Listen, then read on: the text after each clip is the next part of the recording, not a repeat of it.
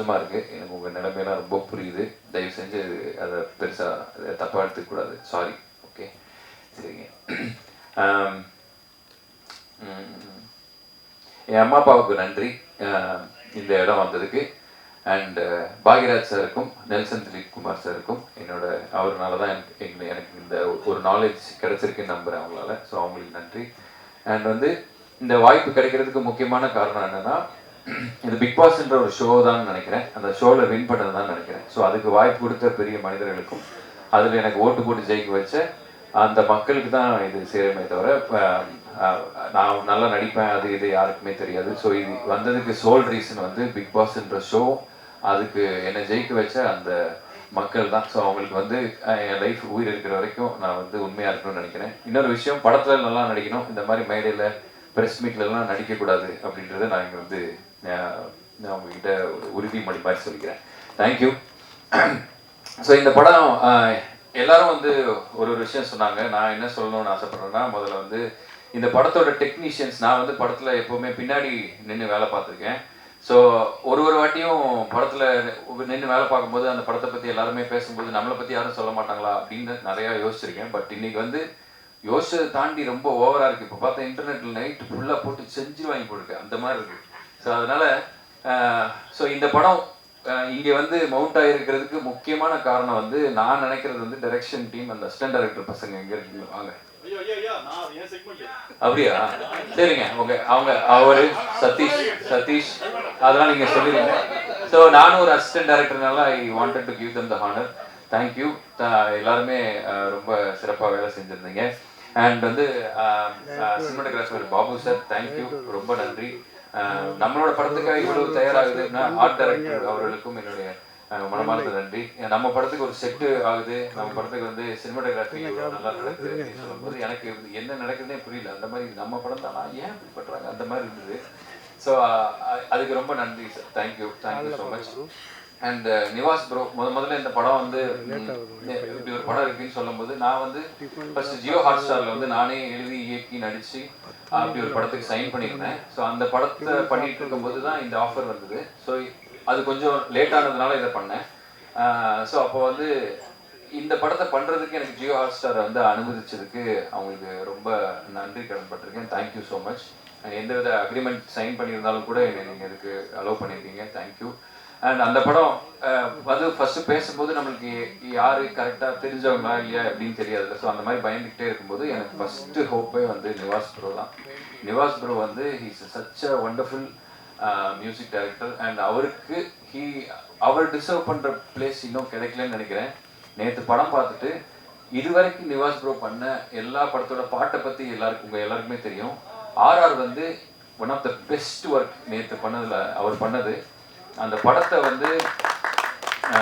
Climax பக்கம்லாம் அவர் அவரோட வாய்ஸில் கத்தி தொண்டை தண்ணி கிளிய கத்தி ஒன்று பண்ணியிருக்காரு. எனக்கு கையெல்லாம் ஐ மீன் என்ன சொல்கிறது, எனக்கு ரொம்ப சந்தோஷமாக இருந்தது. Thank you so much Nivas bro.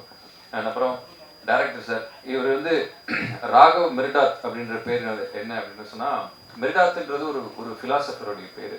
So அவர் ஃபிலாசபருடைய பேரை தன்னுடைய பேரோட சேர்த்து அப்பா பேர் போட வேண்டிய இடத்துல தன் பேர் அவங்க சேர்த்து வைக்கணும் அப்படின்னா அவர் எவ்வளோக்கு எவ்வளோ ஒரு லைஃப்ல டீப்பான அர்த்தங்களை சொல்லணும்னு நினைக்கிறாரு அப்படின்ற ஒரு நல்ல தாட் உள்ள ஒருத்தர்.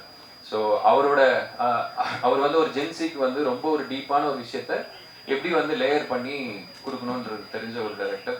இன்னொன்று எல்லாரும் இன்னைக்கு சொன்ன எல்லா பாராட்டும் எல்லாம் நடிச்சு கிடிச்சு எல்லாரும் சொல்றாங்கல்ல, அது எந்த இல்லை, தயவு செஞ்சு நான் எடுத்துக்கவே மாட்டேன், சாரி. அது எல்லாமே டைரக்டரோடது. அவர் சொன்னதை நடிச்சதுனால தான் மட்டும்தான் எனக்கு கிடைச்சிருக்கு. Thank you so much. எனக்கு ஒரு கிரவுண்ட் கொடுத்துருக்கீங்க. இது ஒரு ஃபர்ஸ்ட் படம், இவ்வளோ பேர் பாராட்டக்கூடிய ஒரு இடத்துல நீங்கள் வச்சுருக்கீங்க. ரொம்ப ரொம்ப நன்றி. உங்களுக்கு நான் ரொம்ப நன்றி கடன் பட்டிருக்கேன், லைஃப்பில் மறக்க மாட்டேன். அண்ட் இந்த படத்தில் எல்லாருமே டைரக்டர்ஸ். இவர் ஃபர்ஸ்ட் டைரக்டர் அப்படின்னா செகண்ட் டைரக்டர் நம்மளுடைய எடிட்டர் ஜான் ஆப்ரஹாம் சார். இங்கே இருக்கீங்க. ஆமாம் சார். அவர் he himself a director. So அவர் ஒரு ஸ்டோரி எழுதி பண்ணால் கூட அவர் அதை டேபிளில் வேறு மாதிரி மாற்றினாரு. Thank you sir. நீங்களும் எனக்கு ஒரு பெரிய உறுதுணையாக இருந்திருக்கீங்க இந்த படத்தில். உங்களோட ஒர்க் எனக்கு ரொம்ப சந்தோஷம். Thank you so much. அண்ட் மூணாவது டைரக்டர் யாருன்னு பார்த்தீங்கன்னா ப்ரொடியூசர். இப்போ அசிஸ்டன்ட் டைரக்டர்ஸ் யாருமே ஒரு ப்ரொடியூசர்கிட்ட கதை சொல்லி ஓகே பண்ணுறதே ரொம்ப கஷ்டமாக இருக்குது. இது ப்ரொடியூசரோட கதைன்றதுனால ஈஸியாக ஓகே ஆயிடுச்சு. இன்னொன்று, எல்லாருமே ப்ரொடியூசர் சுரேஷ்ன்றாங்க, பேருமே சுரேஷ்ன்னு இருக்கு. அவர் யார் ஃபோட்டோ கிட்ட பார்க்கணும்னு நீங்கள் ஆசைப்பட்டீங்கன்னா அமெரிக்காவில் இருக்காரு. WWFலாம் பார்த்தீங்கன்னா ரோமன் ரெயின்ஸ்னு ஒரு ஆள் இருப்பார்.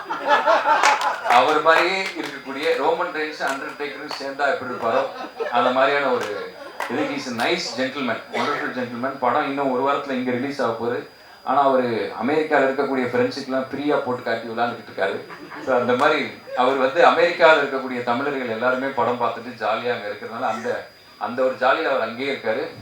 இந்த நேரத்தில் அமெரிக்காவில் பார்த்து இந்த எங்களோட படத்தை பார்த்து அப்ரிஷியேட் பண்ண எல்லா அமெரிக்கா வாழ் தமிழர்களுக்கும் என்னோட மனமார்ந்த நன்றி. தேங்க்யூ. அண்ட் ப்ரொடியூசர் அப்படின்னும் போது இப்போ நமக்கு ஒரு இப்போ ஃபர்ஸ்ட் படம் பண்ணுறோம் அப்படின்னா நிறைய பேருக்கு ஓகே வந்துட்டாங்க அப்படின்னு ப்ரொடியூஸ் பண்ணுறதே ஒரு பயம்தான். இப்போ நானே காசு வச்சுருந்தா புதுசாக வர்றவனை நம்பி காசு கொடுப்பனான்னு டவுட்டு தான். என்னைய நம்பி கோடிக்கணக்கில் காசு கொடுத்ததுக்கு வந்து இன்னைக்கு ஆக்சுவலி எங்கள் அப்பா இருந்திருந்தா அதுக்கு ரொம்ப தேங்க்ஸ் சொல்லியிருப்பாரு. ப்ரொடியூசர் சார் ரொம்ப நன்றி, என்னை நம்பி இவ்வளோ கோடிக்கணக்கில் செலவு பண்ணியிருக்கீங்க. இதை வந்து நான் என்ன சொல்கிறது, இப்போ நடந்தது எதாவது கூட தப்பாயிடக்கூடாது, ஏதோ ஒன்று இதுவாகி சும்மா ஏதாவது ஓவராக பேசினா. இப்போ ரீசெண்டாக எல்லாம் படம் குப்பை மாதிரி எடுத்து வச்சுட்டு வாயை பார்த்தியா அந்த மாதிரி நிறைய இடத்துல இருக்குல்ல. ஸோ இல்லைன்னா நல்ல படத்தை கூட நம்ம ஓவராக வாய் பேசிட்டு அதுக்கப்புறம் நேராக பார்த்தா இதைத்தான் விடிய வச்சு ஒட்டிக்கிட்டு இருக்கீங்களா அந்த மாதிரி திரும்புவாங்கல்ல. ஸோ அந்த மாதிரி ஆயிடக்கூடாதுன்னு ரொம்ப பயமாக இருக்குது. இன்னொன்று, நம்மளுக்கு வந்து லாஸ்ன்றது ஒன் ஃபில்ம் அவே தான் இருக்குது. ஆனால் ப்ரொடியூசருக்கு லாஸ்ன்றது வந்து கோடிக்கணக்கில் காசு இருக்குது. ஸோ அதனால் நம்ம எல்லாருக்குமே நான் அதுக்கு ரொம்ப பொறுப்புள்ள ஆளாக ஃபீல் ஆகுறேன். ஸோ எல்லாருமே ஹீரோன்னு சொல்கிறாங்க, இதுன்னு சொல்கிறாங்க. ஹீரோன்னா பொதுவாக படத்தில் அம்மாவை காப்பாற்றுறவங்க, இல்லை ஆபத்தில் இருக்க காப்பாற்றுறவங்க அம்மா இல்லை. என்னை வச்சு படம் எடுத்த ப்ரொடியூசரை காப்பாற்றிட்டேன்னா அன்றைக்கி நான் ஒத்துப்பேன், நான் ஹீரோ அப்படின்னு சொல்லி. ஸோ சுரேஷ் சார், உங்களுக்கு வந்து நிறையா பணம் வரணும் இந்த படம் மூலமாக. இன்னும் ரொம்ப நிம்மதி இல்லாமல், அதாவது நாங்கள் எல்லோரும் சந்தோஷமாக பேசிகிட்டு இருக்கோம். 2 வருஷம் காமெடி படம் எடுத்துகிட்டு சிரிக்கவே இல்லை. மூஞ்சில் யார் மூஞ்சிலுமே சிரிப்பே இல்லை. ஒரே சண்டைக்காடு எல்லாம் மாறி மாறி. ஏதாவது ஆர்ஆர் வந்து மியூசிக் ஒன்று போட்டு கொடுக்க போகிறோம் சீக்கிரம் அப்படின்னா மியூசிக் வந்தால் தானே போடுவார். உடனே மியூசிக்னா உட்காந்தானே வர்றதுக்கு அது எப்படி வரும்? அது அவர் எல்லாத்துக்கும் ஒரு ஸ்பேஸ் வேணும்ல. அவரை டைரக்ட் பண்ணும்போது இப்படி பண்ணிட்டு இவர் உட்காந்துருக்கு ஓகே ரெடி அப்படி இப்படின்னு பார்த்துமா எக்ஸ்கியூஸ் மீ சார் இந்த ஆர்டிஸ்ட் சீக்கிரம் போடுன்றாங்க அந்த மாதிரி ஒருத்தர் கேட்டாங்க அப்படின்னா இந்த ப்ரெஷரில் தான் ஒர்க் பண்ணியிருக்காங்க. இங்கே வந்து சந்தோஷமாக சொல்கிறாங்களே தவிர எல்லார் மனசுலையும் அவ்வளோ பெயின் இருக்குது. இதெல்லாம் இந்த படம் சரி பண்ணிடணும். நீங்கள் எல்லாம் இந்த படம் முடிஞ்சதுக்கப்புறம் எல்லாருமே வந்து ஒரு நல்ல நிலைமைக்கு போயிடணும். இதுக்கப்புறம் கஷ்டப்பட முடியாது, காண்டா இருக்கு. இதே ஏரியாவில் சும்மா வாய்ப்பு தேடி சுற்றிட்டு இருந்த நமக்கு வந்து இப்படி ஒரு இது நடந்திருக்கு எனக்கு தெரியுது. இது இங்கே பேசும்போதோ இன்டர்நெட்டில் தனியாக யூடியூப்பில் பார்க்கும்போதோ ஓவராக படுறாடே அப்படின்னு அந்த மாதிரி இருக்கும். ஆனால் எல்லாரும் வந்து மாறி மாறி எங்கள் படத்தை நாங்கள் எப்படியாச்சும் கொண்டு வந்து உங்ககிட்ட சேர்க்கணுன்றதுனால எக்ஸைட்மெண்ட்டில் ஏதோ சொல்லிட்டு இருக்கோம். ஆனால் வந்து நீங்கள் நம்பி வந்து படம் பார்க்கலாம். அந்த படத்தை பற்றி சொல்லணும் அப்படின்னா இன்னைக்கு நீங்களும் பாவம் எத்தனை படத்தை தான் நீங்கள் பார்ப்பீங்கன்னு எனக்கு தெரில. தேட்டர் பார்த்தீங்கன்னா வெள்ளிக்கிழமை வந்து படத்தை கூட தலையில் கொட்டுறாங்க. இன்னொன்று ஓடிடியில் பார்த்தீங்கன்னா என்ன படம் பார்க்கலான்னு டைம் ஸ்பெண்ட் பண்ணாலே ஸ்க்ரோலிங்லேயே 2.5 மணி நேரம் போயிடுது. இன்னொன்று ஃபோனு ஸ்க்ரீன் டைம்லேயே தான் இருக்கீங்க எல்லோரும். இப்போ பாருங்கள் எல்லாம் கேமரா வச்சுட்டு ஃபோன் பார்த்துட்டு இருக்கீங்க. ஸோ இந்த அளவுக்கு ஸ்க்ரீன் டைம்லேயே நம்ம இருக்குது அப்படின்றதுனால எங்கள் படத்தை பார்க்குறதுக்கு ஒரு நல்ல ரீசன் என்ன அப்படின்னா உங்கள் கண்ணை கெடுக்காத ஒரு அழகான கூல் டெம்பரேச்சரில் படம் கொடுத்துருக்காரு எங்கள் சினிமாட்டோகிராஃபர். நாங்கள் வந்து தேவையில்லாத விஷயங்கள்லாம் சொல்லாமல் உங்களை போட்டு தொந்தரவு பண்ணாமல் ஒரு அழகான எடிட்டிங்கில் சீக்கிரமாக உங்கள் டைமை மதித்து ஒரு படம் சீக்கிரமாக முடிகிற மாதிரியான ஒரு படம் கொடுத்துருக்காரு எங்கள் எடிட்டர். அண்ட் வந்து ரொம்ப இன்னைக்கு இருக்கக்கூடிய உங்களுடைய பசங்க, நான்லாம் வந்து எங்கள் அம்மா சொல்லி திருந்தலை, நான் சினிமா பார்த்து திருந்தின பையன். நிறையா சமூக உணர்வு, நிறையா விஷயங்கள் இன்னும் வந்து என்ன சொல்கிறது, நிறையா சில விஷயங்கள்லாம் பண்ணக்கூடாது அப்படின்றதான் சினிமா பார்த்து தெரிஞ்சுக்கிட்டது தான் நான். ஸோ அப்படிப்பட்ட விஷயத்த ஒரு நல்ல ஒரு மெசேஜை சுகர் கோட் பண்ணி உங்களுக்கு கொடுத்துருக்காரு எங்கள் டைரக்டர். அண்ட் இந்த எல்லாத்துக்குமே வந்து நிவாஸ் தான் வந்து இதில் ஹீரோ. அண்ட் அவர் தான் வந்து இதில் இந்த படம் வர்றதுக்கு முன்னாடி நான் நடிக்கிறதுக்கு முன்னாடி எல்லாருக்கும் தெரிஞ்ச ஒரு ஃபேஸ் நிவாஸ். அவர் தான், அவருக்கு கொடுத்தது தான் இந்த project blessing. Thank you so much. நாங்கள் எல்லாருமே சேர்ந்து இது எங்கள் படம், ஒருத்தரும் அவங்கவுங்க படம் மாதிரி வேலை செஞ்சுருக்கோம். கண்டிப்பாக நீங்கள் கொடுக்குற பணம் வேஸ்ட் ஆகாது. நீங்கள் எல்லாரும் போய் ஃபேமிலியோட குழந்தையெல்லாம் நம்பி பக்கத்தில் வச்சுட்டு பார்க்கலாம். அண்ட் இது வந்து என்னோட படம் இல்லை, இது ரொம்ப ஓவராக இருக்குது.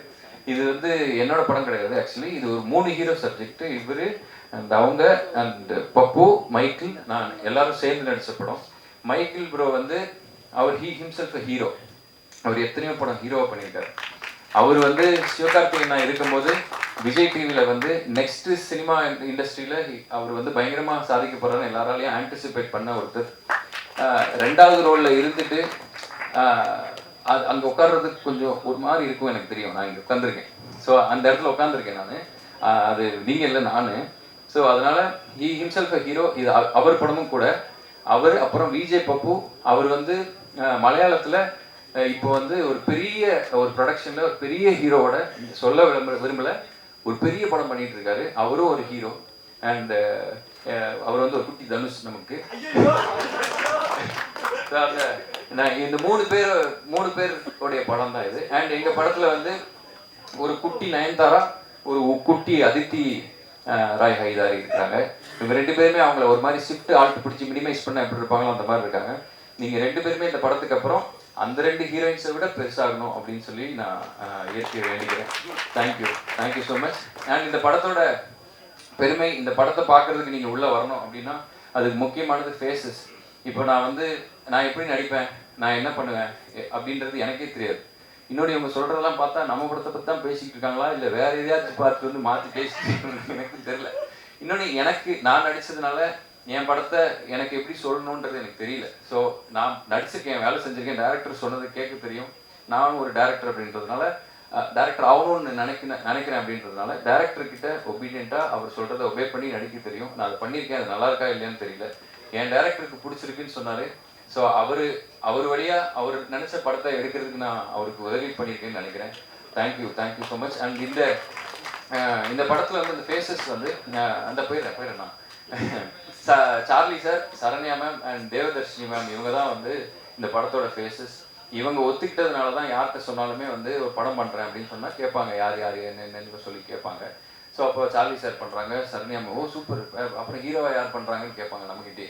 ஸோ அப்போ அது நான் தாங்க அப்படின்ற மாதிரி சொல்லி நான் அப்படின்னு சொல்லி கொஞ்சம் கொஞ்சமாக நம்பி. இன்னொன்று வந்து படத்துலேயே வந்து 10 ஆர்டிஸ்ட் எல்லாரும் உட்காந்துருப்பாங்க, நம்ம நடுவில் நடிச்சுக்கிட்டு இருப்போம். அப்புறம் ஹீரோ டைரக்டர் வந்து மைக்கில் சொல்லுவார், எல்லாரும் திரும்பி ஹீரோவை பாருங்க அப்படின்னா எல்லா ஜூனியராச்சும் எங்கே அப்படின்வாங்க. அந்த மாதிரி நிறைய குட்டி விஷயங்கள்லாம் காமெடியாக பண்ண விஷயங்கள்லாம், பட் ஸ்டில் சில விஷயம்லாம் ஹார்டாக ஹிட் ஆகும்ல.